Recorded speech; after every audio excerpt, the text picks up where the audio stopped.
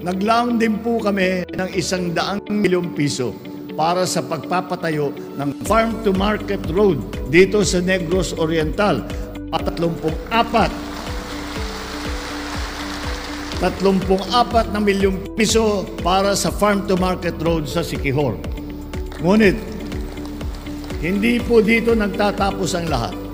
Marami pa po tayong napaplanong farm-to-market road na nakakahalaga ng halos 3 bilyong piso na gagawin sa Bohol, sa Cebu, sa Siquijor at siyempre dito sa Negros Oriental.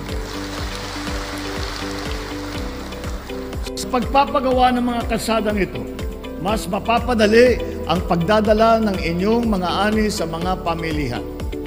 Lilikha rin ito ng mas maraming koneksyon sa pagitan ng mga sakahan, merkado, paaralan, tanggapan ng pamahalaan at sa mga bayan-bayan.